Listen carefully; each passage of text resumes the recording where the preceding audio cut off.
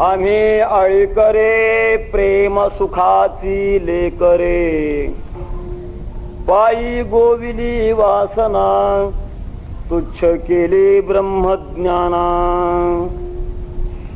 येता पाहे मुळा वाट पंढरीच्या डोळा, पायी गोविली वासना तुच्छ केले ब्रह्मज्ञाना. तुका म्हणे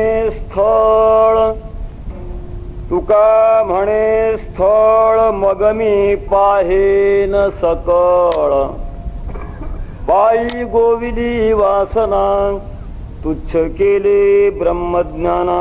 पांडुरंगा करू प्रथम नमन, पांडुरंगा करू प्रथम नमन.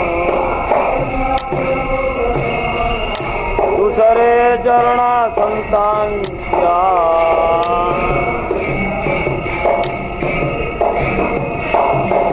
ज्यांच्या कृपात आले कथेचा विस्तार,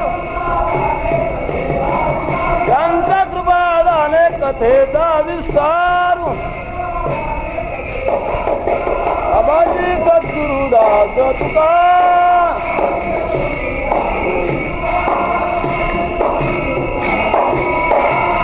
दयांचे केल्या स्मरण होय सकळ विद्येचे अधिकरण.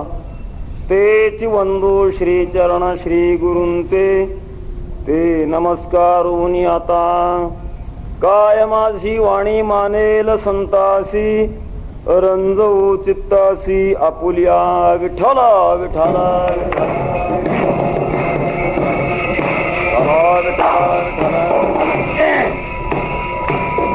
आम्ही आळे करे प्रेम सुखाची लेकरे, पायी गोविली वासना तुच्छ केले ब्रह्मज्ञाना. विश्वसंत जगद्गुरु श्री तुकाराम महाराज सर्व संत महंतांच्या उपस्थितीमध्ये या महायोग पीठात श्री पांडुरंगरायाच्या सेवेकरिता निवडलेल्या अभंगातून आपल्या जीवनातील स्वतंत्र असणारा भक्तिभाव प्रगट करतात. विठ्ठला विठ्ठला विठ्ठला विठ्ठला विठ्ठला विठ्ठला विठ्ठला विठ्ठला. प्रत्येक माणसाच्या जीवनामध्ये आपल्या जीवनाविषयी निर्णय ठरवलेला असतो. मोठी माणसं ती की आपल्या जीवनात जन्माला येण्याच्या पूर्वी निर्णय घेतात आणि नंतर जगतात. मध्यम माणसं ती जगत असताना जीवनाचा श्रेष्ठ निर्णय घेतात आणि जगत राहतात. आणि कनिष्ठ माणसं ती जगत जगत जरी जन्म गेला तरी निर्णयावर येतच नाही तो वर्ग कनिष्ठ. विठ्ठला विठ्ठला विठ्ठला विठ्ठला. जे अलौकिक पुरुष आहेत ते अलौकिक पुरुष या मृत्यू लोकावर येण्याच्या पूर्वी आपल्या जीवनाचा निर्णय घेतात आणि नंतर जीवन जगतात. सामान्य बुद्धीची मध्यम बुद्धीची माणसं जीवन जगत असताना सुखदुःखाशी तोंड देत देत देत चांगलं वाईट पाप पुण्य धर्म अधर्म याचा विचार करता करता आपल्या जीवनातले निर्णय घेत चालतात. पण जो अत्यंत मंद बुद्धी आहे आयुष्य जरी संपलं तरी त्याच्या जीवनामध्ये निर्णय नावाची वस्तूच नसते. श्रेष्ठ ती बाब आहे की ज्याच्या जीवनातला निर्णय अचूक आहे, ती बाजू श्रेष्ठ आहे. या विश्वात जीवनाविषयी सर्वश्रेष्ठ ज्यांचा निर्णय त्यांना संत म्हणतात. विठ्ठला विठ्ठला.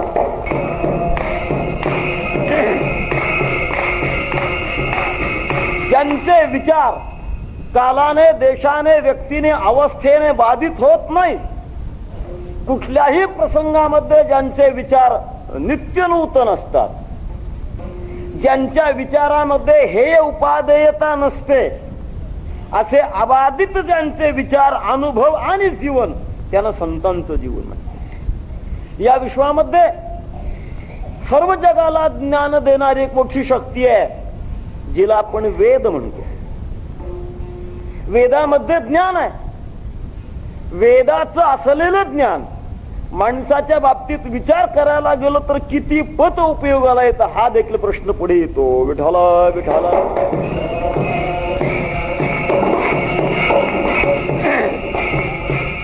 विठाला विठाला विठाला. जेवढे वेदामध्ये प्रगट केलेलं ज्ञान अनंतावय वेदा, पण सर्वच माणसाच्या उपयोगाचं असतं असं नाही, सर्वच घेण्यासारखं असतं असंही नाही. प्रत्येकाची व्यक्ती मर्यादा, अधिकार यानुसार वेगळे वेगळे अशा प्रकारचा ज्ञानाचा पुरस्कार आहे. भगवान म्हणतात, अर्जुना त्रैगुण्य विषया वेदा निस्त्रैगुण्यो भवार्जुन. त्याच्यातलं काही घ्यावं लागतं आणि काही टाकावं लागतं. पण संतांची वचनं, संतांचं जीवन, संतांचे विचार याच्यात काही घेणं आणि टाकणं हा विषयच नाहीये. ज्यांच्या प्रत्येक शब्दामध्ये माणसाच्या करिता घेण्यासारखंच असतं असं जे वाङ्मय, त्याला संत वाङ्मय म्हणतात. वेदाच्या वाङ्मयाच्या बाबतीमध्ये पाहायला गेलो, काही गोष्टी टाकाव्या लागतात आणि काही गोष्टी घ्याव्या लागतात. तर अवयाधी शोधा वेदवाणी,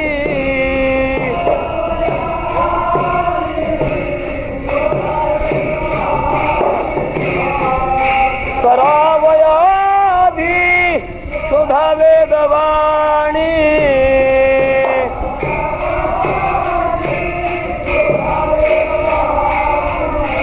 वांधट बोलणी सारा त्याचे, वांधट बोलणी सारा त्याचे.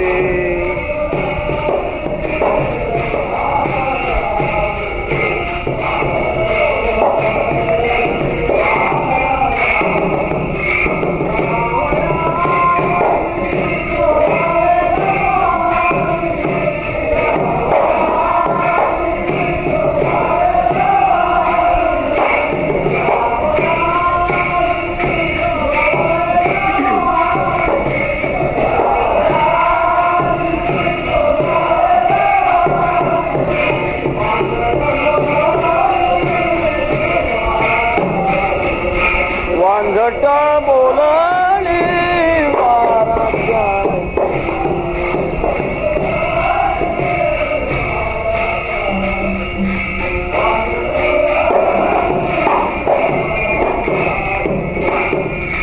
सांगण्याचा एक अर्थ असा आहे की वेदापेक्षा देखील संतांचं साहित्य सर्वश्रेष्ठ आहे. संतांच्या साहित्यामध्ये अनेक भूमिका आपल्याला दिसतील. प्रत्येक भूमिकेचा माणसाच्या जीवनाशी स्पर्श असलेला निश्चित असेल.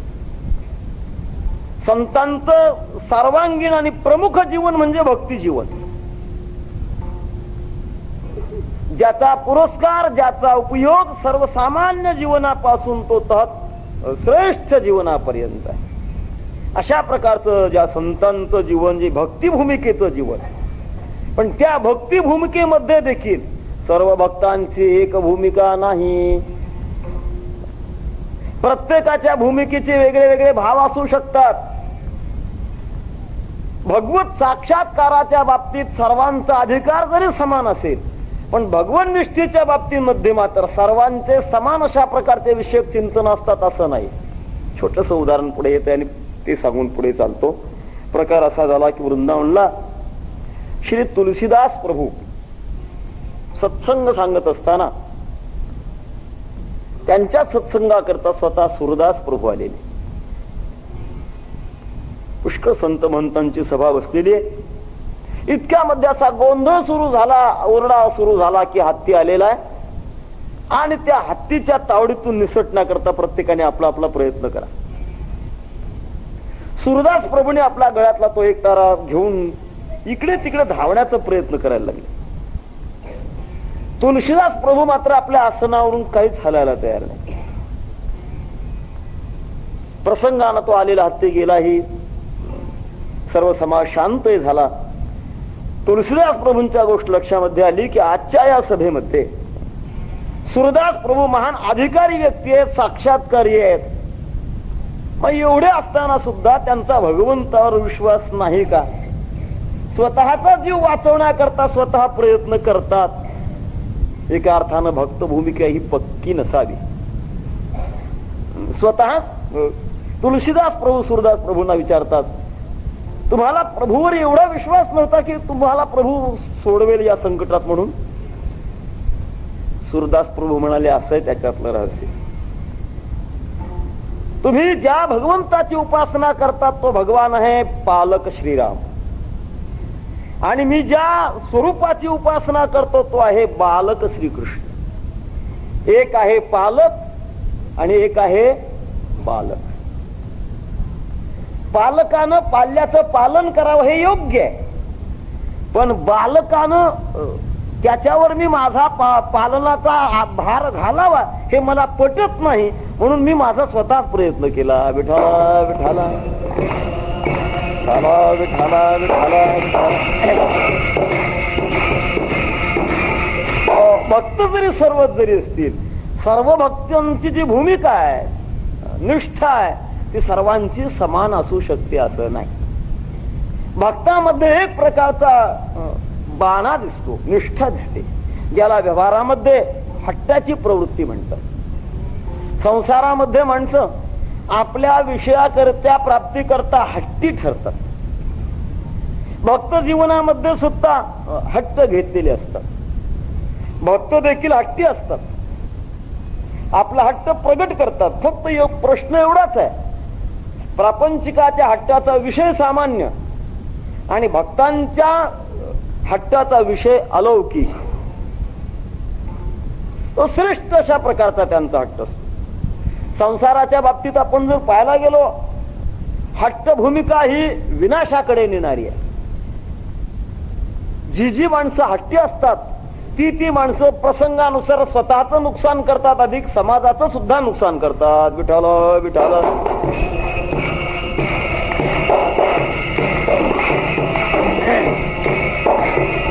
पुराणामध्ये म्हणा, इतिहासामध्ये म्हणा, पुष्कळ दृष्टांत आहेत की हट्टाच्या या भूमिकेमुळे मोठ्या मोठ्या समाजाचे नुकसान झालेले.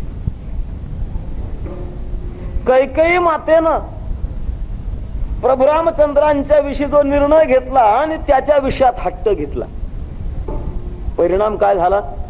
रामायण घडलं पुढे. स्वतः भगवान श्रीकृष्ण परमात्मा दुर्योधनाकडे शिष्टाई करता गेले, पण दुर्योधनाने आपल्या निर्णयाला सोडलं नाही, हट्ट घेतला. त्याचा परिणाम महाभारत घडलं.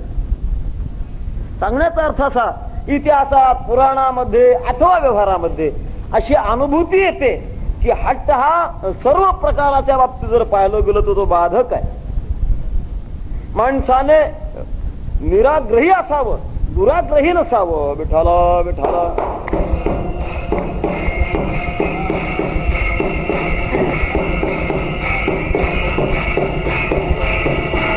जितकी जितकी श्रेष्ठ माणसं असतात तितकी तितकी निराग्रही असतात. कुठल्याही प्रकारचा आग्रह नाही. यदृच्छालाभ संतुष्टो द्वंद्वातीतो विमत्सरः.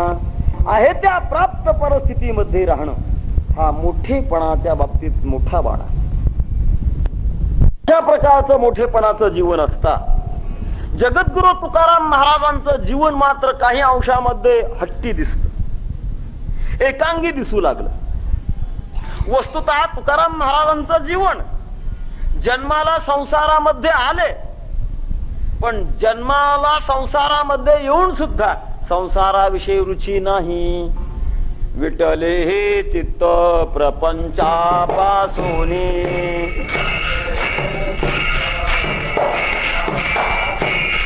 विठले हे चित्त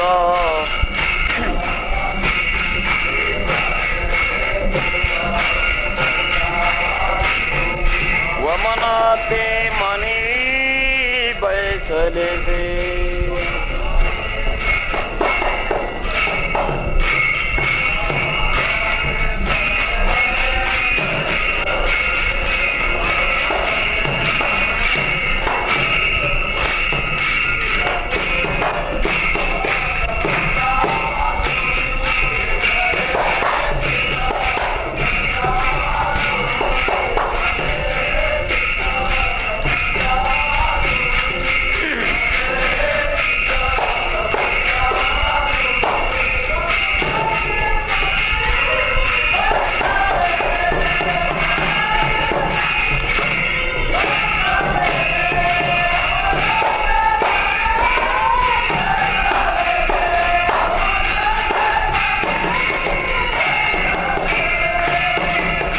संसाराचा विषय नाहीये, पण काही बाबतीमध्ये मात्र तुकाराम महाराजांचा अनुकूल अशा प्रकारचा प्रतिसाद मिळेना.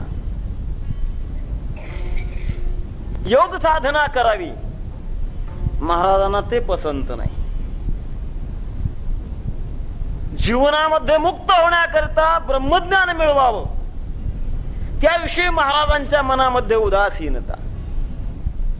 एकीकडे संसाराची आसक्ती नाही, तर दुसरीकडे काही पारमार्थिक भूमिकेविषयी उदासीनता. एवढा मोठ्या प्रपंचाचा त्याग असून सुद्धा ब्रह्मज्ञानाविषयी म्हणा, पारमार्थिक भूमिकेविषयी तुकाराम महाराजांची अनुकूलता नाही. का नसावी? काय भूमिका असावी? महाराज, तुम्ही ब्रह्मज्ञानाविषयी लालायित बनत नाहीत, इतर अन्य साधनाविषयी कुठल्याही प्रकारची तुमच्या मनामध्ये लालसा दिसत नाही.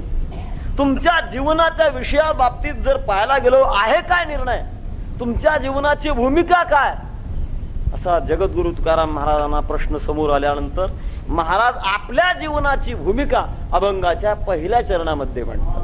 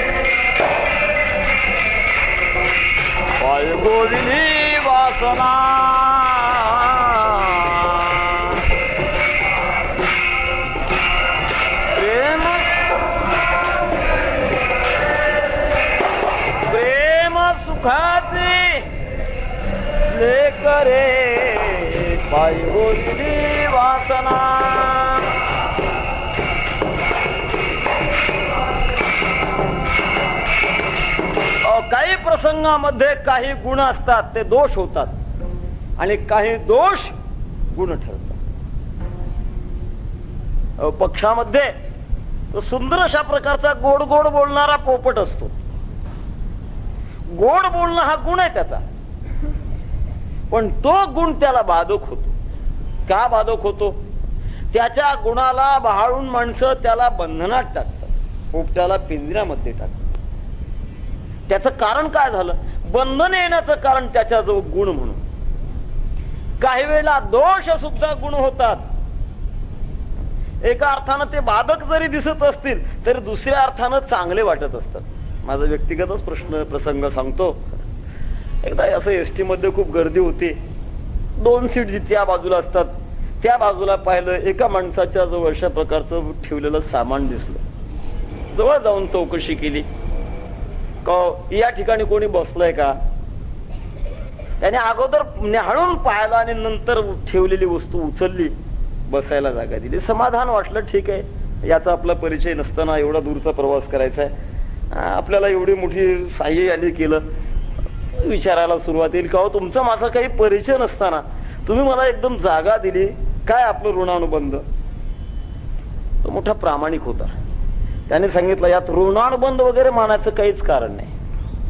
तुम्ही जागा कशी दिली त्याचं कारण आहे म्हणे, तुम्हाला अगोदर पाहिलं आणि पाहिल्यानंतर बसण्याकरता जागा कमी लागते हे लक्षात आल्यानंतर जागा दिली. विठाला विठाला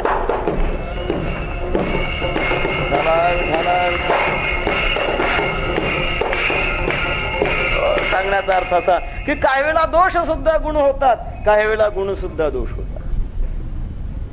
हट्टी स्वभाव असणं हा दोष आहे, हा गुण नाही. तो बाधा करणारा आहे. तरी पण जगद्गुरु तुकाराम महाराज त्या हट्टी स्वभावाला एका चांगल्या विषयाकडे वळवतात. आणि वळवत असताना त्या हट्टी स्वभावाचा परिचय देत असताना तो हट्टी स्वभाव व्यक्तिगत आहे असं नव्हे, या हट्टी स्वभावाची परंपरा आहे. हा केवळ माझ्या जीवनातला व्यक्तिगत भाव नाही, तर याच्या पाठीमागे परंपरा आहे. ती परंपरा जगद्गुरु तुकाराम महाराज एका शब्दानं दाखवतात. तो शब्द म्हणजे आम्ही. आम्ही याचा अर्थ केवळ मी एकटाच नव्हे, आमच्या मागे परंपरा आहे. अनेक वैष्णवांची परंपरा आहे आणि ही वैष्णवांची परंपरा आळीकर आहे, हट्टी आहे. ज्यांना अनेकांना एकच अशा प्रकारचा भाव आवडतो, अनेकांना एकच अशा प्रकारचं वातावरण आवडतं, त्या सर्वांची मिळून एक जात बनत असते.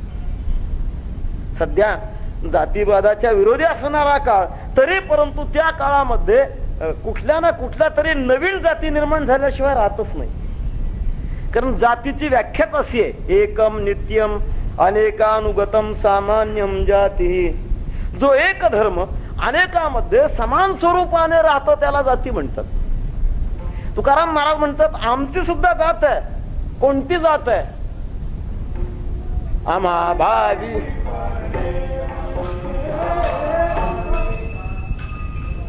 आम्हा भाविकांची जाती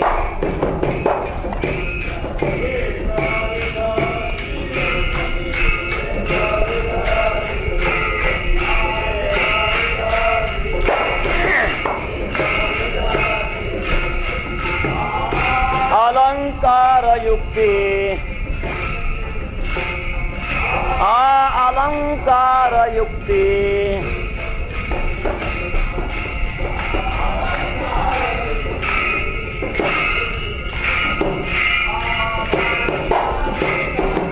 आम्हा भाविकाची जाती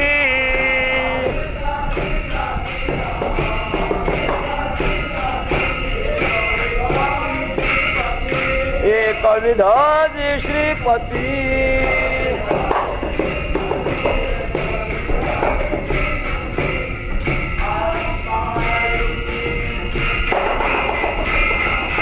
येथे सर्व शक्यते ना, येथे सर्व शक्यते ना.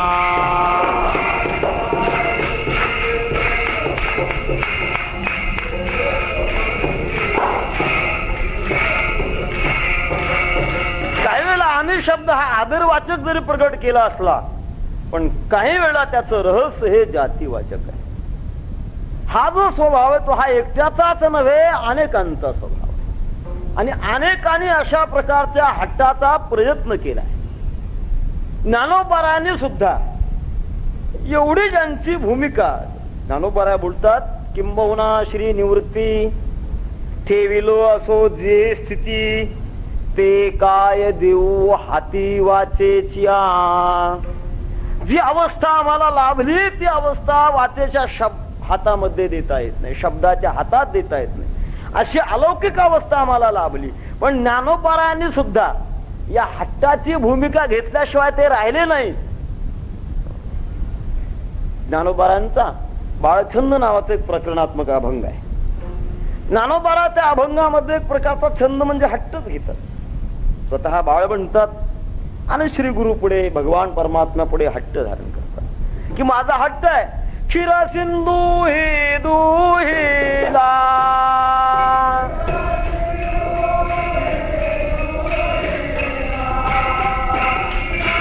सिंधू ही दुहिला,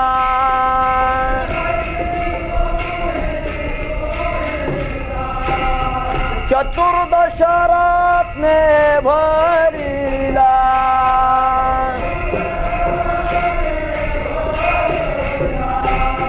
चतुर्दश रत्ने भरिला,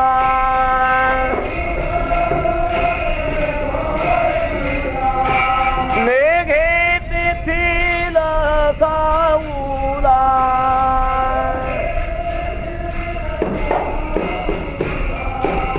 मेघे तिथिल साऊला,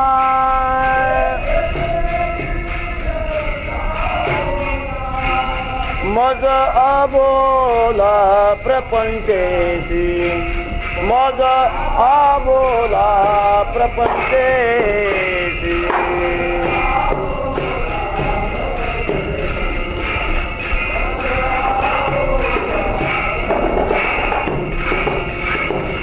क्षीर सिंधू ही दुहिला, चतुर्दश रत्ने भरिला, हे सगळं जरी संपन्न असेल पण हट्ट आहे. काय हट्ट आहे? नेघे तेथील साऊला मज आबोला प्रपंचेसी. बड्या बड्यानी देखील ही हट्टाची भूमिका प्रगट केलेली आहे. असावी का नसावी, त्याची योग्यता काय, याचं चिंतन आपल्याला पुढे करायचं आहे. ही भक्त मंडळी आपल्या जीवनामध्ये हट्टी असतात. हट्ट घेतात काय? हट्टाचा विषय काय? प्रेम सुखाची लेकुरे. आमचा हट्ट प्रेम सुखाचा आहे. जगातला प्रत्येक जन्मलेला मानव अथवा कुठलाही चेतन प्राणी असू द्या, त्याची स्वाभाविक प्रवृत्ती ही सुखाकडे आहे. का सुखाकडे? त्याचं कारण आहे, सुख हे त्याचं स्वरूप म्हणून प्रवृत्ती आहे. असं असतं, ज्याचं जे स्वरूप असतं त्याची ती प्रवृत्ती असते, हा सिद्धांत आहे. ज्याचं जे स्वरूप नाही ती त्याची खऱ्या अर्थानं प्रवृत्ती ठरू शकत नाही. ज्ञानोबारांनी दृष्टांत दिलेला आहे. पवने परमाणू उचलले, ते पृथ्वीपणा वेगळे नाही केले. हवा सुटल्यानंतर पृथ्वीचे परमाणू उचलले जातात, रजकण उचलले जातात. उचलल्यानंतर ते काही का अंतरिक्षामध्ये फिरतात, पण ते कोठपर्यंत राहतात? जोपर्यंत तो वायाचा वेग आहे तोपर्यंत राहतात. पण त्यांची स्वाभाविक प्रवृत्ती अंतरिक्षात राहत नाही, ती परत पृथ्वीकडे राहते. का राहते? त्याचं कारण पृथ्वी हे त्यांचं स्वरूप आहे. जे ज्याचं स्वरूप असतं ती त्याची स्वाभाविक अशा प्रकारची प्रवृत्ती असते. जीवाचं स्वाभाविक अशा प्रकारची प्रवृत्ती म्हणजे सुख आहे. सुखमस्यात् मनोरूपम. प्रत्येक जीवाचं सुख हे रूप आहे. क्रिया जरी अनंतविध भोगाची असेल, पण क्रियेच्या पाठीमागे भगवत पूज्यपाद शंकराचार्य म्हणतात, यकश्चित सौख्य हेतो यतति जगती नैव दुःखस्य हेतो. प्रत्येकाला सुखाची गरज आहे. सुखाकडे प्रत्येक जण आकर्षित होतो, पण सुखाच्या बाबतीमध्ये मात्र प्रत्येकाची समजूत समान नाही आहे. जीवदशेला आलेल्या सर्व जीवांची सुखाची समजूत समान नाही. जीवत्व दशा ओलांडून या लौकिक दशेची बंधनं तोडून जी अलौकिकामध्ये जातात, त्यांची देखील सुखाची अवस्था वेगळी आहे. सांसारिक सुख वेगळी आणि पारमार्थिक सुख वेगळी. एका अर्थानं सुखाच्या स्वरूपात जरी भेद नसेल, पण ज्या माध्यमातून सुखाचा उपभोग आहे त्या माध्यमामुळे सुखामध्ये भेद निर्माण झाल्यासारखा होतो. विठाला विठाला विठाला विठाला विठाला विठाला विठाला.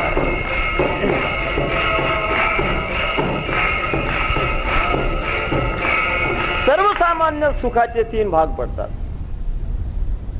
सर्वसामान्य माणसं जे सुख भोगतात त्याला वैषयिक सुख म्हणतात. याच्यानंतर जे या मृत्यू लोकाचा म्हणा, पंचमहाभूताचा म्हणा, पंच विषयाचा म्हणा, उंबरठा ओलांडून अतीत अशा प्रकारच्या जीवनामध्ये घुसतात, अशी मंडळी जे सुख भोगतात त्याला ब्रह्मसुख म्हणतात. हे दुसऱ्या क्रमांकाचं. आणि याच्या नंतर तिसरं शिल्लक राहिलेलं सुख त्याला प्रेम सुख म्हणतात. विषय सुख काही वेळेला प्रत्यक्षात विषयाचा आणि इंद्रियांचा संयोग झाला की त्यापासून निर्माण झालेलं जे सुख असतं त्याच्यामध्ये 2-3 भाव आहेत. काही विषय सुख प्रत्यक्षात विषयाचा संपर्क इंद्रियाशी का आला की त्याच्यामुळे घडणारं जे सुख तेच जे होय तया नाम सुख. भगवान म्हणतात, मात्रा स्पर्शास्तु कौंतेय शीतोष्ण सुख दुःखदा आगमा पायिनो नित्या संस्थितिक्षस्व भारत. प्रत्यक्ष विषयाचा आणि इंद्रियाच्या संपर्कातून होणारं जे सुख, ते सुख ज्या क्षणाला निर्माण होतं त्याच क्षणाला ते क्षयाच्या रस्त्याला लागलेलं असतं. निर्मिती आणि क्षय हे दोन्ही त्याचे बरोबरच असतात. विद्युत स्फुरणे कान पाहे, ज्याप्रमाणे विजेचं उदयन आणि अस्त हे दोन्ही ज्याप्रमाणे बरोबर असतात, त्याप्रमाणे विषयजन्य असणारं सुख, त्याची उत्पत्ती आणि नाश हे दोन्ही समान बरोबर असतात. विषय सुखामध्ये देखील काही अशा प्रकारचे विशेष विशेष प्रकार आहेत. काही अभिमानिक सुख, काही मानोरथिक सुख. अभिमानिक सुख म्हणजे भोगानंतर जो संसारामध्ये दुसरा प्रकार असतो त्याला संग्रह म्हणतात. पैसा मिळवणारी माणसं पहिला पैसा मिळवतात तो भोगा करतात आणि भोग गरज संपल्यानंतर पैसा जो मिळवतात तो संग्रह करतात. भोग आणि संग्रह. संग्रह केल्यानंतर त्यांच्या मनामध्ये एकच अशा प्रकारची लिप्स असते की अधिक जेवढा जेवढा संग्रह असावा त्या संग्रहाच्या अभिमानानं जे काही मनामध्ये आनंद निर्माण होतो त्याला अभिमानिक सुख म्हणतात.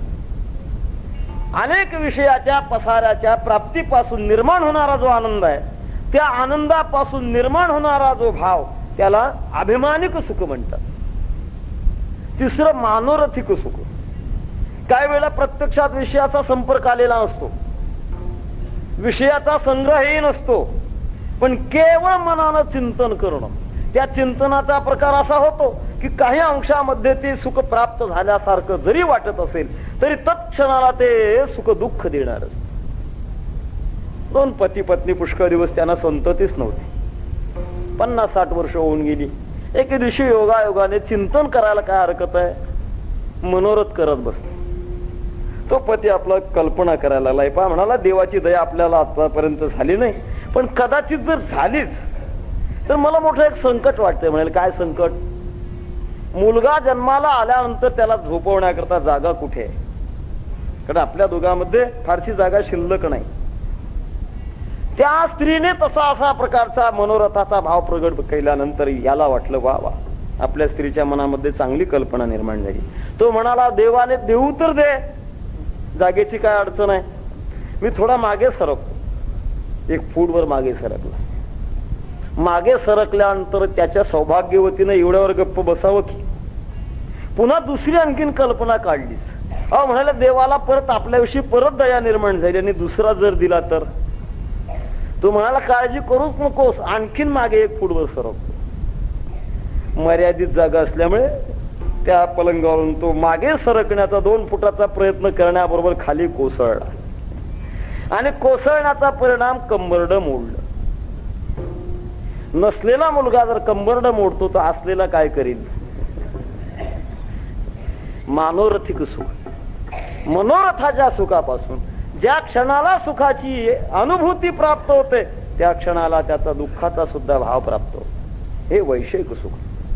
याच्यानंतरचा सुखाचा टप्पा ज्याला ब्रह्मसुख म्हणतात, आत्मसुख ज्याला म्हणतात, जगातल्या सर्व वृत्तीतून विरहित होऊन केवळ अद्वैत आनंदामध्ये स्थित राहणं, हा जो भाव आहे ज्यांना उपभोगायला मिळतो अशी माणसं तो उपभोगत असताना जे सुख भोगतात त्याला ब्रह्मसुख म्हणतात.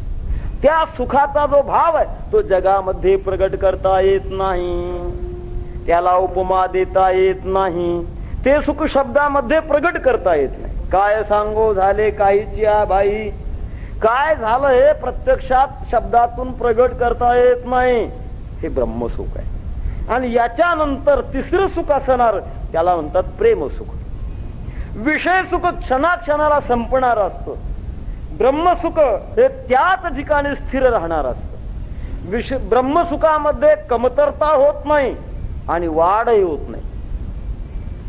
तिसरं जे काही सुख आहे ज्याला प्रेमसुख म्हणतात याच्यामध्ये न्यूनता होत नाहीच नाही, पण ते क्षणाक्षणाला ऊर्ध्व गतीला चढत असत. अंगी प्रेमाचे भरते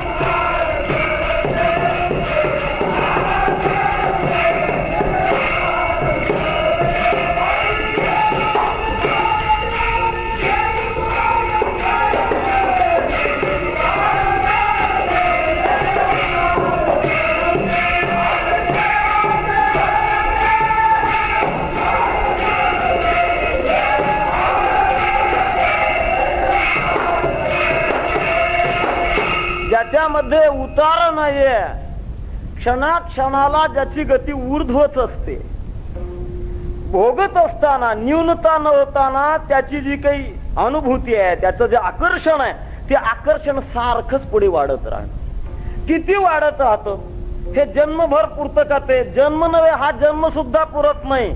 प्रेम सुखाला मर्यादा नाही आहे. हा जन्म न पुरण्यामुळे भक्त जीवनामध्ये मोठा संकल्प होतो की मी याच्या करता पुन्हा जन्म घेईन, पण प्रेम सुख घेईन मी जन्म याजसाठी देवा तुझी चरण सेवा साधावया. एक जन्म नाही, जन्म घेईन मी नाना बहु सोशीन यातना. बाकी अडचणी सहन करेन, पण अनेक जन्म घेऊन एकच भोग भोगेन. कोणता भोग? प्रेम सुखाचा. प्रेम सुखाच्या बाबतीमध्ये विचार करायला गेल्यानंतर प्रेम कोणाचं प्रेम आणि प्रेमाने सुख का प्रेम हेच सुख? प्रेमाने सुख नव्हे, भगवान परमात्म्याच्या विषयी निर्माण झालेले शुद्ध प्रेम आहे. ते प्रेम म्हणजे सुखाचं स्वरूपच आहे. विठाला विठाला.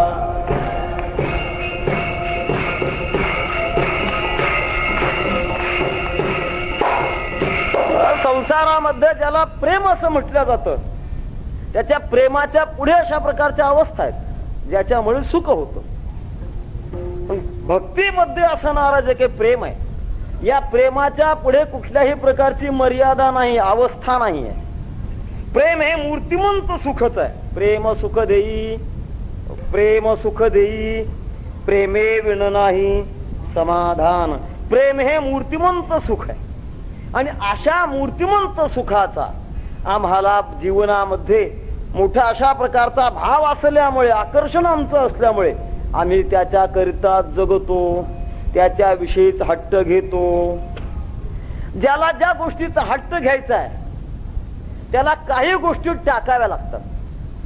हट्टी माणसाला समोर जर काही अनुकूल दिसणारे विषय जरी असले तरी त्या अनुकूल विषयामध्ये न रमताना त्याच्याकडे पाठ फिरवून आपल्या पाहिजे त्या विषयाकडे तोंड फिरवावं लागतं.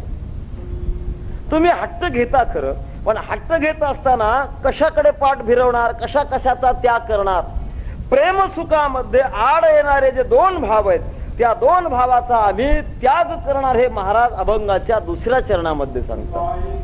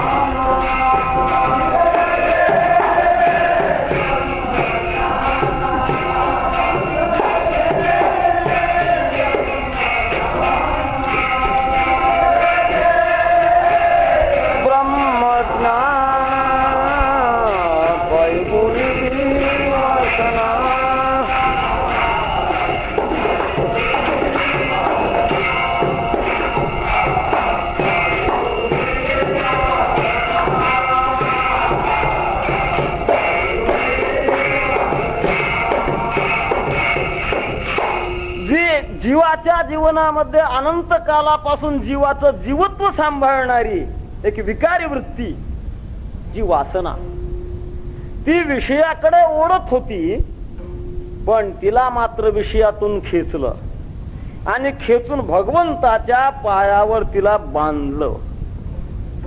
नुसती तिकडे दिली नाही, गुंतवली. लावणं वेगळं आणि गुंतवणं वेगळं.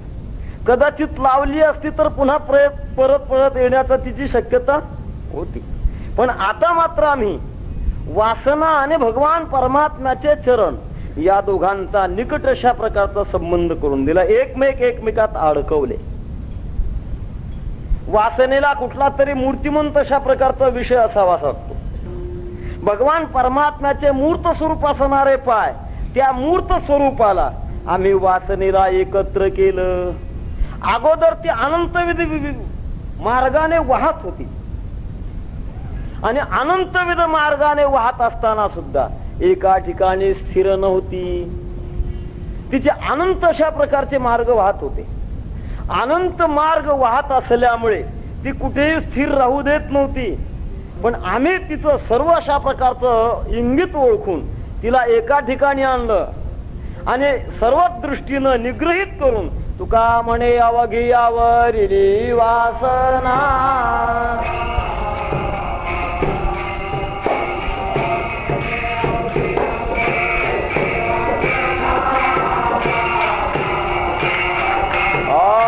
तुका म्हणे अवघी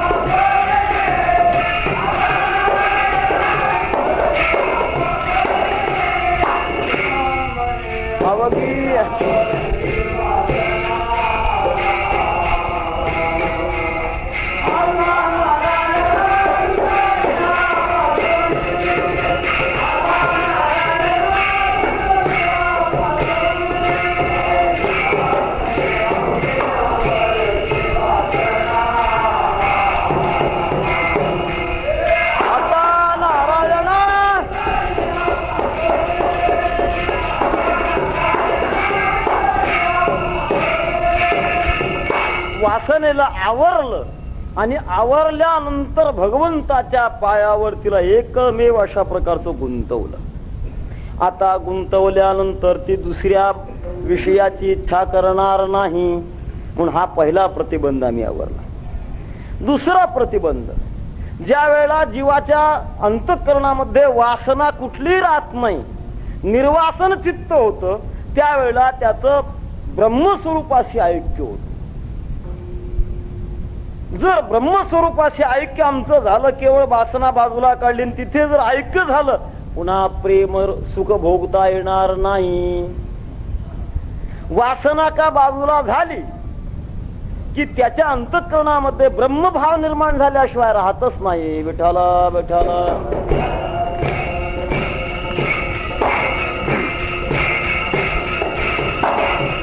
वासनेला बाजूला ठेवल्यानंतर वासना निमाली सकळ ज्यांची सगळी का संपली, त्यांच्या जीवनामध्ये काय होत असत? ब्रह्मरस गोडी तयासी फावली. वासना का गेली की ब्रह्मरस स्थिती त्याला प्राप्त होते. त्या ब्रह्मरसामध्ये जर तादात्म्य राहिलं गेलं तर मग मात्र प्रेम सुख भोगता येत नाही. प्रेम सुखाकरिता द्वैत हवाय.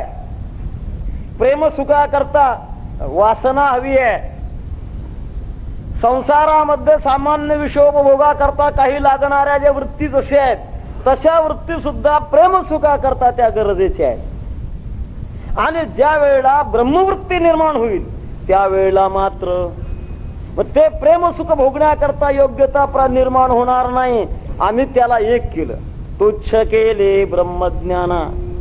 त्याच्यामुळे ब्रह्मज्ञानाच्या बाबतीत आम्ही उदास झालो. जरी भगवान परमात्मा दुर्लभ असणारं ब्रह्मज्ञान, वस्तुतः ब्रह्मज्ञान प्राप्त होण्याकरिता किती आट्टापिट्टा करावा लागतो. ब्रह्मज्ञान जरी कळे उठा उठी तरी का हिमपुटी वेदशास्त्रे. तप करावं लागणं, तीर्थाटन करावं लागणं, हे सगळं जे करावं लागतं ब्रह्मज्ञानाकरता करावं लागतं. लागलं असताना सुद्धा आम्ही त्याला घेणार नाही. देवाला प्रार्थना करू, देवा नको ब्रह्मज्ञान आत्मस्थिती भाव, नको ब्रह्मज्ञान आत्मस्थिती भाव.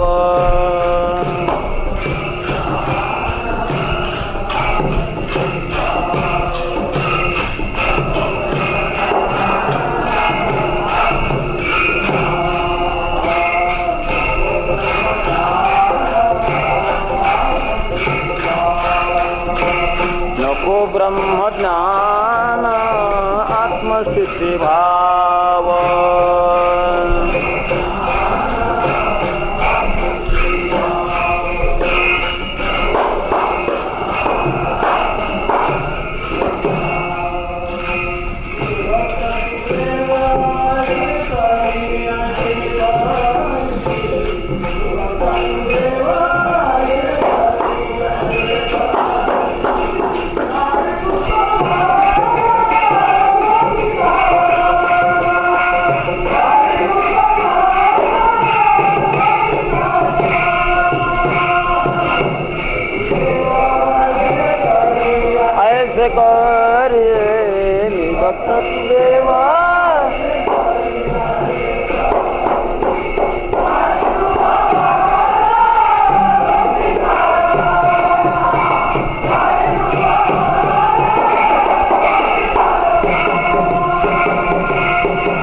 कदाचित भगवान तुम्ही आम्हाला ब्रह्मज्ञान द्याल, नवे नवे ब्रह्मज्ञान द्वारी येते का कुलत. भक्तीचा प्रभाव आहे, ब्रह्मज्ञान जवळ येतं, पण आम्ही मात्र त्याच्या विषयी उदास राहतो. कारण त्याच्यातच जर रमलो गेलो पुन्हा भक्ती करणं शक्य नाही. अद्वैत स्थिती जर भोगू लागलो तर प्रेमरसाचा जो आनंद आहे तो आनंद आम्हाला भोगता येणार नाही. एवढ्या करता आम्ही त्याच्यापासून अलिप्त राहणार. तुच्छ केले ब्रह्मज्ञाना. हो, तुम्ही ब्रह्मज्ञानाला तुच्छ केलं. विषयाकडे जाणारी जी वासना आहे ती भगवंताच्या पायावर अडकून टाकली. प्रेमरसाला जो प्रतिबंध होता तो प्रतिबंध तुम्ही करून टाकला. पण प्रेमरस उपभोगण्याकरिता तुम्हाला काहीतरी विहित करावं लागेल. कुठल्याही कार्याचे दोन अंग असतात, एक विधायक आणि दुसरं विनाशक. विनाशक एक अंग असतं आणि दुसरं विधायक एक अंग असतं. जी बाधा करतं ते बाधा करणारं टाकायचं आणि ज्याने प्राप्ती होते ते मिळवायचं. प्रेमरस प्रेमसुख भोगण्याकरिता जे तुम्हाला बाधक होतं ते तुम्ही बाधक गोष्ट बाजूला सारली हे खरं, पण त्याच्या करता तुम्हाला काही विधायक असावं लागेल की काही करावं लागेल ना. तुम्ही काय करणार. तुकाराम महाराज म्हणतात आम्ही करण्याकरता एक अशा प्रकारची स्थिती वाट पाहत राहणार. काय करणार ते अभंगाच्या 3ऱ्या चरणात सांगतो.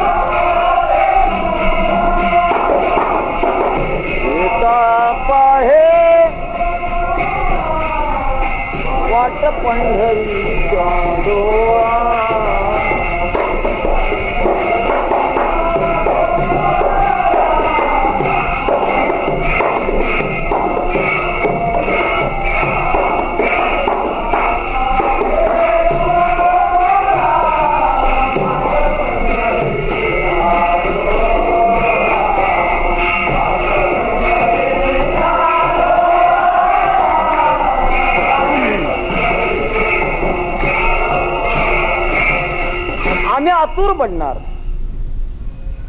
हे आमचं विधायक आहे. आतुर बनणार म्हणजे काय. येता पाहे डोळा मुळा वाट पंढरीच्या डोळा. पंढरीच्या मुळा येता डोळा वाट पाय. पंढरीचं मूळ आम्हाला बोलवण्याकरता येईल अशा प्रकारच्या डोळ्याने आम्ही वाट पाहणार. वाट पाहे बाहे निडळी ठेवून या हात, पंढरीच्या वाटे दृष्टी लागले चित्त. आम्ही वाट पाहणार. महाराज तुम्ही वाट का पाहणार, स्वतः का जाणार नाही? तुम्हाला स्वतः जाण्याची शक्ती नाही का? स्वतः जावं पंढरीला. पंढरीहून मूळ येण्याची तुम्ही वाट का पाहता? याच्यामध्ये महाराजांच्या या म्हणण्यामध्ये मोठं रहस्य आहे. प्रेमरस भोगण्याकरिता, ब्रह्मरस म्हणा, ब्रह्मरस भोगण्याकरता कर्तृतंत्रामध्ये घडू शकतं ते, पण प्रेमरस भोगण्याकरिता मात्र ते कर्तृतंत्र नाही आहे. त्याच्याकरता जोपर्यंत भगवंताची कृपा होत नाही तोपर्यंत प्रेमसुख भोगायला मिळत नाही. विठाला विठाला.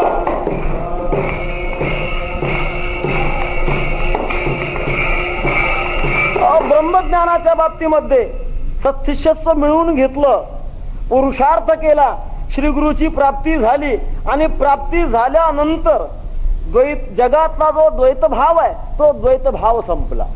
दुजे खंडे तरी उरला तो अवघा हरी, आपणा बाहेरी न लगे ठाव धुंडावा. हे पुरुषार्थाधीन आहे, पण प्रेमसुख भोगण्याकरिता मात्र ते एवढं पुरुषाच्या स्वाधीन नाही आहे, ते परावलंबी आहे. जोपर्यंत भगवान कृपा करत नाही आणि कृपाळू वृत्तीनं जोपर्यंत मला बोलवत नाही, त्याने मला बोलवलं पाहिजे. पंढरीला स्वतः येणं वेगळं आणि विशिष्ट अशा प्रकारच्या विधीनं पंढरीला जाणं वेगळं. विठाला विठाला.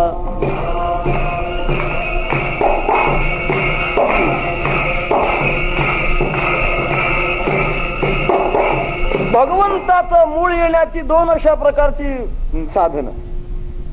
काही वेळेला भगवान स्वतः बोलवतात, तर काही वेळेला निरोप देतात. ज्यांच्याजवळ निरोप देतात त्यांना संत म्हणतात. संतांच्या द्वारे तरी निरोप देणार स्वतः किंवा स्वतः भगवान तरी बोलवणार. या दोन अंगातून मला मूळ येणार. तसं तुकाराम महाराजांना काही पंढरी सापडत नव्हती असं नाही. पंढरी म्हणजे सोलापूर जिल्ह्यातलं एक गाव. अशी सामान्य अशा प्रकारची मनोभूमिका जर धारण केली तर ती पंढरी तुकाराम महाराजांना विहित नाही. महाराजांना विहित असणारी जी पंढरी आहे तिचं स्वरूप आधिदैव स्वरूप आहे. कुठल्याही वस्तूला जी तीन स्वरूप असतात, भौतिक स्वरूप, दैविक स्वरूप आणि अध्यात्म स्वरूप. पंढरीला तिन्ही स्वरूप आहेत. सोलापूर जिल्ह्यातलं पंढरी गाव हे भौतिक स्वरूप झालं, पण हे भौतिक स्वरूप सर्वसामान्य माणसाला कळू शकेल. भूगोलचा नकाशा का पुढे घेतला की त्याच्यात ते लक्षामध्ये येईल, किंवा इथं आल्यानंतर ते सर्वसामान्य कळेल. पण पंढरीचं जे आदिदैव रूप आहे ते कळण्याकरता मात्र प्राकृतिक स्थिती चालत नाही. त्याच्याकरता संत दृष्टी असावी लागते, दैवी दृष्टी असावी लागते. तुकाराम महाराज म्हणा, ज्ञानोबाराय म्हणा, नामदेवराय म्हणा, यांना ती दृष्टी होती. त्यांनी या पंढरीकडे पाहत असताना भौतिक दृष्टीनं पाहिलंच नाही. त्यांची दृष्टी म्हणजे दैविक दृष्टी. तेव्हा दैविक दृष्टीनं ज्या वेळेला प्राप्ती होईल, खरा त्यानंतर माझ्या जीवनामध्ये प्रेम सुखाचा रस भोगायला मिळेल. म्हणून पंढरीला जाणं, स्वतःच्या प्रयत्नानं जाणं वेगळं आणि देवाच्या मुळाद्वारा प्रयत्न जाणं वेगळं. ज्या वेळेला देवाचं मूळ साधू संतांच्या द्वारे मला येईल आणि मग मी जाईल, त्यावेळेला खऱ्या पंढरीला मी प्राप्त होईल. साधू संत माय बाप ती केले कृपादान,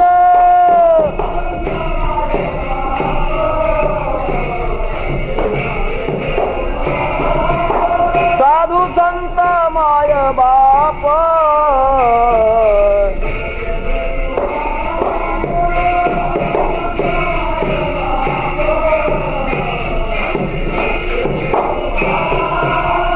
पंढरी यात्रे नेले,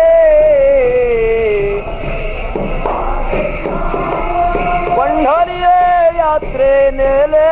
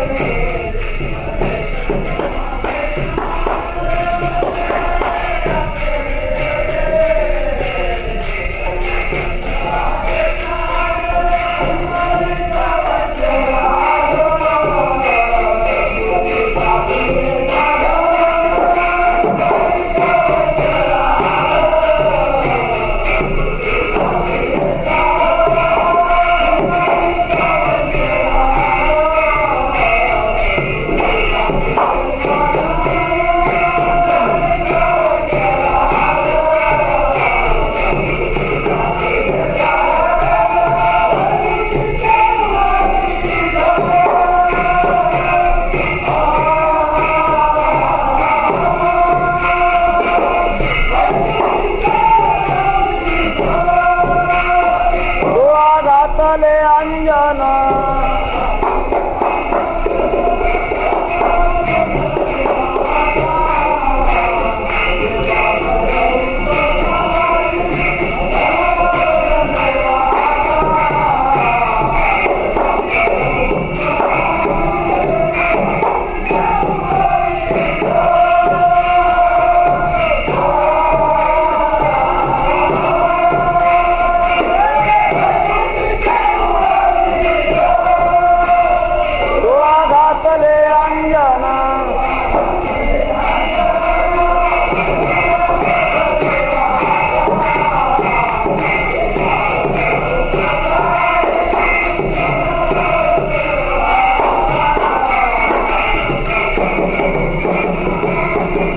साधू संतांनी कृपा करावी लागते आणि कृपा केल्यानंतर त्यांनी पंढरीला न्यावे लागतं. त्यावेळेला पंढरी खऱ्या अर्थाने भेटत असते.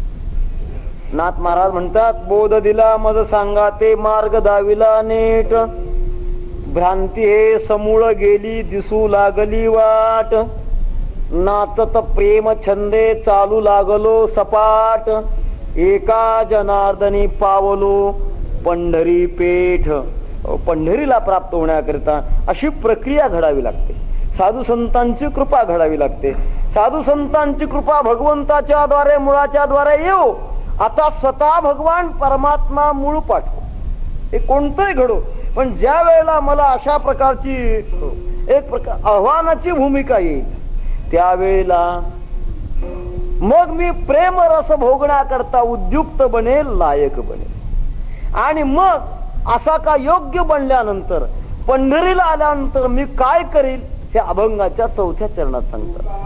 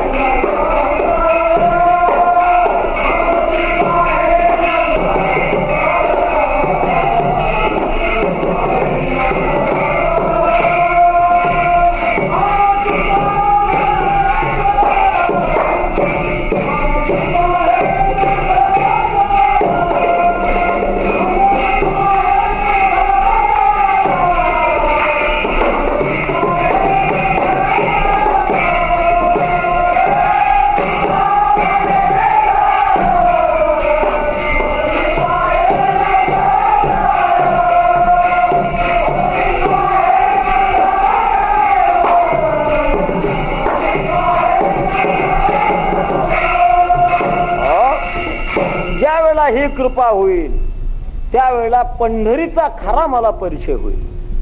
आणि मग परिचय झाल्यानंतर या स्थळाला खऱ्या अर्थानं पाहणं माझ्याकडनं शक्य होईल. पंढरी म्हणजे प्रत्यक्षात जी काही प्रेमाची मूर्तिमंत नगरी, त्या मूर्तिमंत प्रेम नगरीचा स्पर्श नंतर मला होईल. आणि त्या स्पर्शानंतर प्रेमरसाची जी अनुभूती आहे ती प्रेमरसाची अनुभूती माझी सर्वांगानं संपूर्ण बनेल.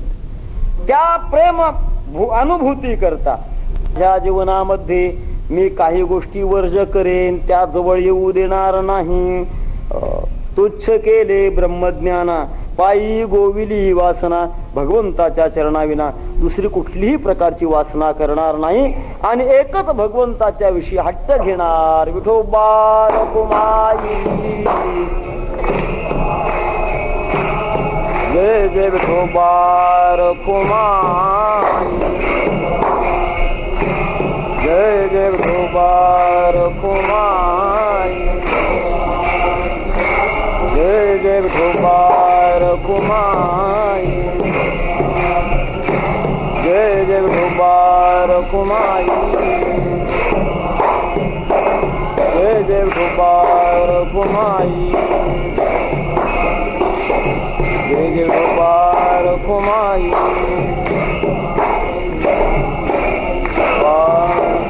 माई आ विठोबा रखुमाई, विठोबा कुमाई विठोबार कुमाई विठोबार कुमाई विठोबार कुमाई विठोबार कुमाई विठोबार कुमाई विठोबार कुमाई विठोबार कुमाई जय विठोबार कुमाई जय विठोबार कुमाई जय विठोबार कुमाई बोला पुंडलिक वरदे श्री ज्ञानदेवा विठोबार कुमाई जय विठोबार कुमाई जय विठोबार कुमाई जय विठोबार कुमाई जय विठोबार कुमाई जय विठोबार कुमाई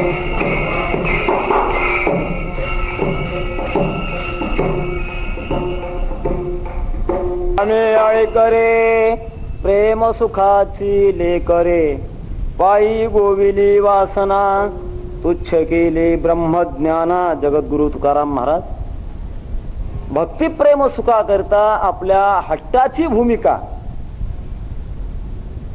एका पुरुषार्थाच्या भूमिकेवर जाऊन प्रगट करतात. हट्टी वृत्ती दोषित असताना भक्तांना हट्ट न करता भक्ती होणार नाही का? भक्ती करण्याकरता प्रेम सुख भोगण्याकरता हट्ट न घेताना भक्ती देखील घडण्याची शक्यता आहे. असं असताना एवढा हट्ट का धारण करतात? आणि दुसरं म्हणजे सर्व जगामध्ये शिरोधारी असणारं ब्रह्मज्ञान जीवाच्या बंधनातून मुक्तीचं एक महत्वाचं साधन असताना सुद्धा याच्याविषयी तुकाराम महाराजांची अशी उदासीनता का? उदासीनता जर म्हणावी तर महाराजांच्या साहित्यामध्ये पुष्कळ ठिकाणी तत्वज्ञानाचा पुरस्कार आपल्याला दिसेल. जगद्गुरु तुकाराम महाराजांच्या एका एका चरणामध्ये एवढं तत्वज्ञान आपल्याला सापडायला लागतंय की कितीतरी त्या एका एका महाराजांच्या चरणावर विचार करावा तेवढं थोडं अशा प्रकारचं तत्वज्ञान आपल्याला दिसतंय. तत्वमसी विद्या ब्रह्मानंदे सांगतोची झाला अंगे तुका आता आणो रेणुया थोकडा तुका आकाशा एवढा रक्त श्वेत पीत कृष्ण प्रभा भिन्न चिन्मय अंजन सुदले डोळा. पुष्कळ अशा प्रकारचे महाराजांचे अभंग आहेत की त्याच्यामध्ये महाराजांनी अद्वैत स्थितीचा अनुभव प्रगट केलाय. आणि मग प्रगट केलं करणं ते खरं का ब्रह्मज्ञानाला इथे तुच्छ म्हणतात ते खरं? या दोघांपैकी काय खरंय याचं चिंतन करायचं आणि सेवा समर्पण करायची. विठाला विठाला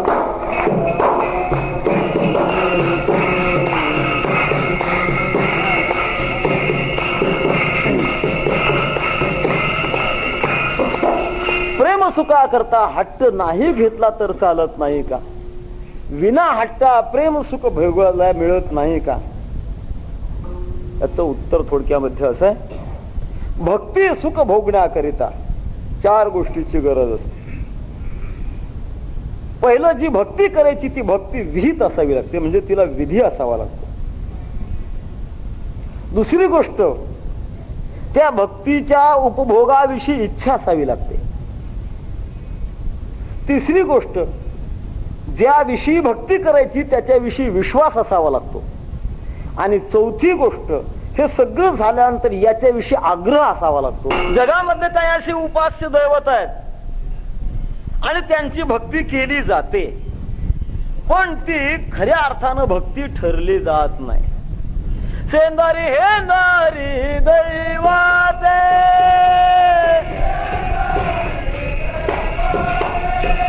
कोणती पूजी भूते खेते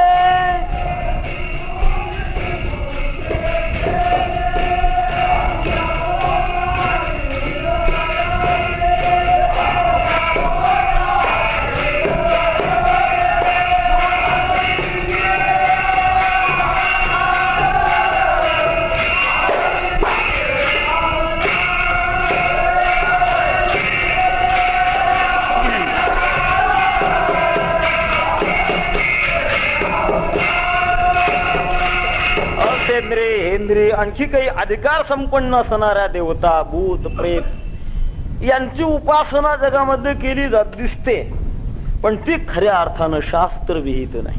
कोणती पूजी भूते खेते आपल्या पोटाजी रडते मागती सीते अवदान, म्हणून ती विहित नाही, ती निषिद्ध आहे. ज्याची भक्ती करायची ती विहित असावी, म्हणजे तो विधी असावा. विधी म्हणजे शास्त्राने ते करा असं म्हणून सांगावं. तो देखावा हा विध चिंतनेची कार्य सिद्ध आणि का संबंध नाही परवा काशी.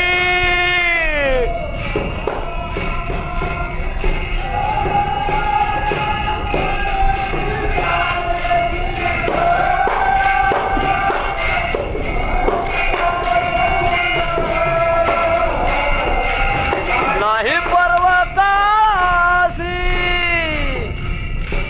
तो देखावा हा विध चिंतनेची कार्य सिद्ध आणि का संबंध नाही पर्व काळाशी. इथे ज्याची भक्ती करायची आहे त्याच्याविषयी पहिली जी भूमिका आहे ती विधित्वाची भूमिका आहे. सर्व शास्त्र वेद पुराण इत्यादी एकच अशा प्रकारचं विहित सांगितलंय. तुझं विण कोणा शरण जाऊ नारायणा ऐसा न देखे मी कोणी दुजाती त्रिभुवनी. सर्वांचा इत्यर्थ जर कोणता असेल तर भगवान पंढरीशाची शरणागती करावी. म्हणून पहिला जो भाव आहे तो विधीचा भाव. याच्यामध्ये पूर्ण अनुकूल आहे. काही गोष्टी विधी असतात पण त्याची इच्छा असते असं नाही. सर्वांना एवढा मोठा विधी असून सुद्धा साधू संत दारावर येतात. हाती टाळ दिंडी मुखी नाम गाणे गजर होतो बहु मोठ्याने नाही निवडली थोर लहाने नकाम निजो भिकेच्या भेणेगा. दारावर येतात आणि दारावर येऊन देव घ्या म्हणतात. घ्या म्हणून सुद्धा प्रति उत्तर येत मात्र देव न लगे साठवणीचे रुंधले जागे. काय कमी पडतंय? इच्छा कमी पडते. विधी जरी असला तरी विधीच्या विषयी असणारी जी इच्छा आहे ती इच्छा सुद्धा असावी लागते. काही वेळा विधी असून इच्छा असून देखील विश्वास अपुरा पडतो. विश्वास जर अपुरा पडला तर खऱ्या अर्थानं भक्ती घडत नाही. म्हणून इच्छेनंतर विश्वास असा ठाम असला पाहिजे. जेथे जातो तेथे तू माझा सांगाती चालविसी हाती धरोनिया. भगवंताच्या विषयी त्याला अलमबुद्धी म्हणतात, पूर्णत्वाची बुद्धी, की याच्या विना इतर दुसरा कोणीही समर्थ नाही. तुझं विण काही स्थिर राहे ऐसे नाही. कळो आले बहुतारिती पांडुरंगा माझ्या चित्ती. असा सर्वार्थानं ज्याच्या अंतःकरणामध्ये ठाम निर्णय आहे.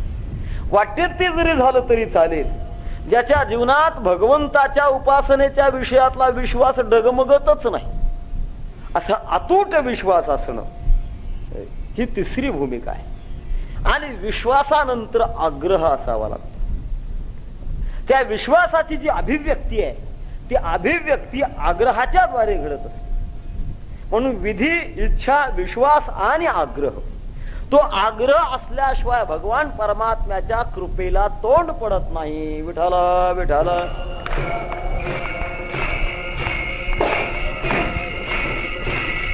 विठ्ठल विठ्ठल विठ्ठल. भक्त जीवनामध्ये ज्या काही वासना आहेत इच्छा आहेत त्याच्याविषयी भक्ताचा आग्रह असावा लागतो. तुका म्हणे आम्ही मागावी लढीवाळी पुरवावी आळी माय बापा. अशी निश्चित अशा प्रकारची भूमिका असावी लागते. ज्या वेळा भक्ती क्षेत्रामध्ये दृढ प्रत्यय येतो त्यावेळेला अट्टहास असल्याशिवाय तो येऊ शकत नाही. मग तो संतांच्या प्रत्ययातला असो अथवा भगवत अनुभूतीतला असो. आपल्याला कल्पना आहे ज्या वेळेला निरोपाराय जगद्गुरु तुकाराम महाराजांच्या भेटी करता निर्याण मांडून बसले भयानक अशा प्रकारचं ते निर्याण मांडलं. त्या निर्याणाच्या प्रसंगामध्ये, निर्वाणाच्या प्रसंगामध्ये स्वतः भगवान प्रभू पुढे आले आणि निळोबारायांना म्हणतात, मी स्वतः त्रैलोक्य नायक तुमच्या पुढे उभा आहे. अशी स्थिती प्राप्त झाली असताना सुद्धा आग्रहाची भूमिका आपलं पुढे काम करते. त्यावेळेला जर निळोबारायांचा एक आग्रह हा भाव जर कमी पडला असता तर जगद्गुरु तुकाराम महाराजांचं दर्शन त्यांना झालं नसतं. त्यांचा केवढा मोठा आग्रह, अनंतकोट ब्रह्मांड नायक त्याला उत्तर देतात, येथे तुझ लागी बोलविले कोणी, प्रार्थिल्या वाचोनी आलासिका. ही आग्रहाची भूमिका आहे. तुका म्हणे आम्ही, निळा म्हणे आम्ही, नोळखोजी देवा, तुकयाचा धावा करीत असो. ही आग्रहाची भूमिका आहे. जोपर्यंत आग्रहाची वृत्ती भक्त भूमिकेमध्ये नाही तोपर्यंत भगवंताची कृपा होत नाही. म्हणून तुकाराम महाराज त्या भूमिकेचा हट्ट घेतात. विठाला विठाला.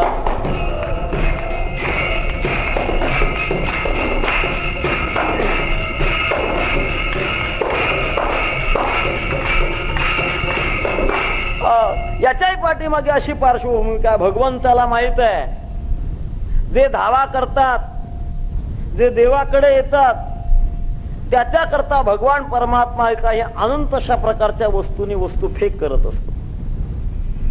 अष्टमा सिद्धी फेकेल, अनंतविध अशा प्रकारचे भोग फेकेल. तुझं लागली हे कुडी, पांडुरंगा बहु कुडी. भगवान अनेक विषय पुढे देईल, जगातनं सगळं देईल, फक्त प्रेम देण्याकरता मात्र तो कंजूस आहे. हे जगद्गुरु तुकाराम महाराजांना माहित आहे. कारण इतर दिल्यानंतर भक्ताचा आणि भगवंताचा संबंध सुटला, पण प्रेम का दिलं की मग सगळीच जबाबदारी त्याची येते.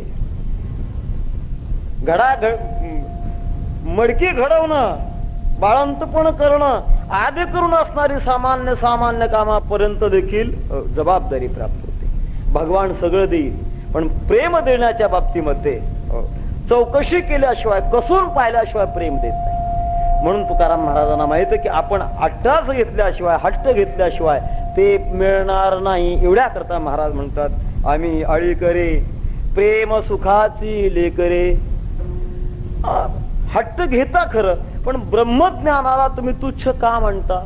तुम्हाला ब्रह्मज्ञान असताना सुद्धा तुम्ही तुच्छ का लेखता? ते ब्रह्मज्ञान तुम्हाला प्रेम सुखाच्या आड येतं का? तुच्छ मानणं याचा अर्थ प्राप्तीपूर्वक तुच्छता आहे. ती काही गोष्टीची तुच्छता असते, पण ती अप्राप्तीपूर्वक असते. वस्तू न मिळताना त्याचा त्याग. त्यागापैकी दोन प्रकार असतात, प्राप्तीपूर्वक त्याग आणि अप्राप्तीपूर्वक त्याग. अप्राप्तीपूर्वक त्यागाला किंमत नाही, प्राप्तीपूर्वक त्यागाला किंमत आहे. ज्ञानोबा बोलतात, ब्रह्मज्ञानाच्या बाबतीमध्ये येथ व्युत्पत्ती आघवी विसरीजे, जगा धाकुटे होजे जवळीक माझी. वैकुंठवाशी गुरुनाम गुरु मामासाहेब नेहमी म्हणायचे, हे विसरीजे खरं, पण अगोदर शिकीजे आणि मग नंतर विसरीजे. प्राप्तीपूर्वक त्याचा त्याग हवाय.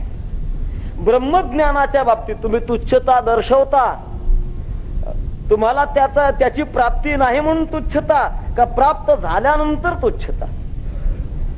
बर, तुच्छता दाखवता तुम्हाला ब्रह्मज्ञान आडवं येतं का? प्रेमसुखाच्या बाबतीमध्ये ब्रह्मज्ञानाची अवस्था ज्यावेळेला प्राप्त होते त्यावेळेला त्या बाबतीमध्ये तुहारे श्रीहरी पाहिला डोळे भरी, पाहता पाहणे दुरी सारोनिया. ब्रह्मज्ञानाच्या अवस्थेवर आरूढ झाल्यानंतर तिथे भज्य, भजक आणि भक्ती या तिघांचा कुठल्याच प्रकारचा संबंध राहत नाही. एकच अवस्था प्राप्त होते. आम्हाला तर ही अवस्था आवडते की ज्यामध्ये मी भक्त तू देव ऐसे करी.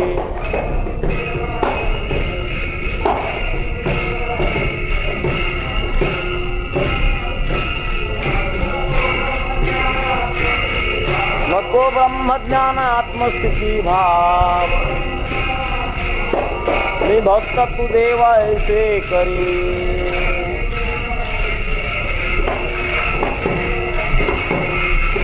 तिथे हे आम्हाला नातं पाहिजे आणि हे नातं पाहिजे असल्यामुळे प्राप्त झालेल्या ब्रह्मज्ञानाला आम्ही दूर ठेवू शकतो. त्याच्यामध्ये रममाण राहणार नाही, त्या अवस्थेचं अतिक्रमण करणार. अतिक्रमण करणार म्हणजे काय? जाणार भेदात जाणार का? भेदात का गेले की संसाराला, आणि अभेदात का गेले की प्रेम सुख दुरावलं. मग आम्ही भेदातही राहणार नाही आणि अभेदातही राहणार नाही. भेद अभेद विरहित अशा प्रकारचं जे जीवन आहे, त्या जीवनामध्ये राहणं म्हणजे तुच्छ केले ब्रह्मज्ञान. तुच्छ करणं याचा अर्थ त्याग करणं नव्हे, त्याच्याविषयी उदास असणं, त्याचा सर्वांगानं अंगीकार न करणं. कारण भक्ती का करायची की त्याच्याकरता द्वैत असावं लागतं.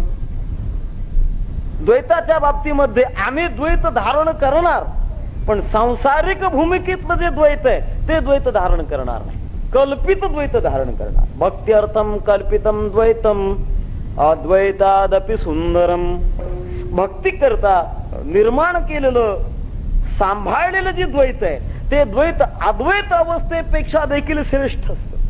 ही परंपरा यातली, आणि अशी परंपरा असल्यामुळे ब्रह्मज्ञान जरी प्राप्त असेल तरी प्रेम सुखा करता आम्ही त्याला बाजूला ठेवणार, त्याचा अंगीकार करणार नाही. अशा उदास वृत्तीनं एकच जीवनामध्ये हट्ट घेणार की पंढरीच्या पेटेला आम्ही कधी येणार, पंढरीचं मूळ आम्हाला कधी प्राप्त होईल. आणि ते का मूळ प्राप्त झाल्यानंतर आम्ही भगवान परमात्म्याच्या प्रेमामध्ये सर्वानुभूती ज्याला म्हणतात, सर्व व्यापक अनुभूती ज्याला म्हणतात, ती अनुभूती या प्रेमाच्या द्वारे उपभोगणार. हे आमच्या जीवनातलं मोठ्या अशा प्रकारच्या हट्टाची भूमिका आहे. ज्ञानेश्वर माऊली ज्ञानराज माऊली तुकाराम.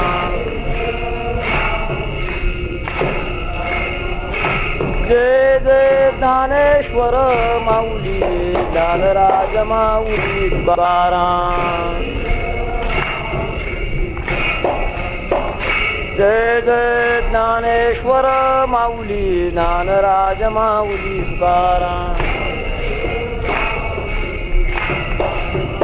जय जय ज्ञानेश्वर माऊली ज्ञानराज माऊली तुकाराम.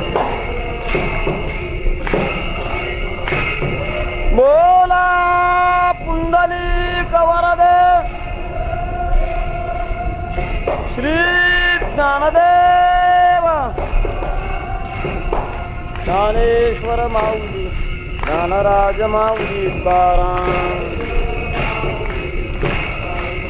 जय जय ज्ञानेश्वर माऊली ज्ञानराज माऊली तुकाराम.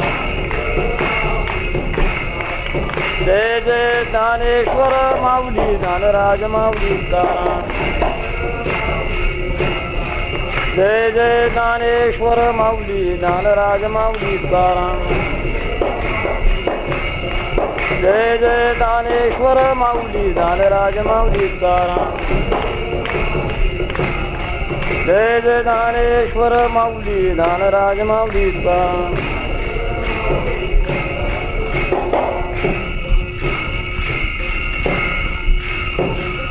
तुका म्हणे स्थळ मग मी पाहेन सकळ, पायी गोविली वासना तुच्छ केले ब्रह्मज्ञान. अभंगाचे चिंतन शिवा श्री पंढरीशाच्या चरणी समर्पित. तात्पर्य एकच की आपल्या या जीवनामध्ये वैष्णवांचा सर्वश्रेष्ठ अशा प्रकारचा जो भाव आहे तो भाव त्यांचा या अभंगाच्या द्वारे समोर येतोय. जगामध्ये सर्व सुख प्राप्त होण्याकरता ज्या काही विविध अशा अवस्था आहेत, कर्ममार्गाने जाणारी मंडळी उद्योग समाधी साधतात, अष्टांगाधिकाच्या योगाने समाधी साधणारी मंडळी त्या त्या क्षेत्रातली ती समाधी साधतात. ब्रह्मसमाधी ज्ञान साधनाने साधली जाते. आणि वैष्णवांच्या बाबतीमध्ये सर्वश्रेष्ठ समाधी म्हणजे प्रेम समाधी आहे. या प्रेम समाधीचा आविष्कार एकदा का प्राप्त झाला की त्या प्रेम समाधीला कालाची गणना नाही, कल्पच्या कल्प अशा प्रकारची टिकणारी आणि ज्या प्रेम समाधीचा प्रभाव कधीही उतरत नाही अशी जी प्रेम समाधी, ती प्रेम समाधी उपभोगणारी ही जी काही मंडळी आहे, या मंडळीच्या द्वारे आपल्या जीवनामध्ये तो प्रेम समाधीचा भाव बनण्याकरिता मार्ग दाऊनी गेली आधी दयानिधी संतते तेनेची पंते चालो जाता न पडे गुंथा कोठे काही मोठं भाग्य या ठिकाणी संत श्रेष्ठ श्री महिपती बाबांच्या परंपरेमध्ये चालत आलेली भक्ती उपासना आणि ज्ञान उपासना या दोन्ही प्रकारची उपासना चालत आलेली त्या एका महान अशा प्रकारच्या अनवरत चालत असणाऱ्या या गंगेमध्ये माझ्यासारख्या सामान्याला देखील अवगाहन करण्याचा हा प्रसंग एका क्षणाला जगद्गुरु तुकाराम महाराजांना जी अवस्था प्राप्त झाली त्या क्षणाची सदिच्छा आणि प्रार्थना आमच्या जीवनामध्ये सतत होत राहू ही प्रार्थना करून चिंतन शिवला विराम. जय जय विठाल जय जय विठाल जय विठाल जय जय विठाल.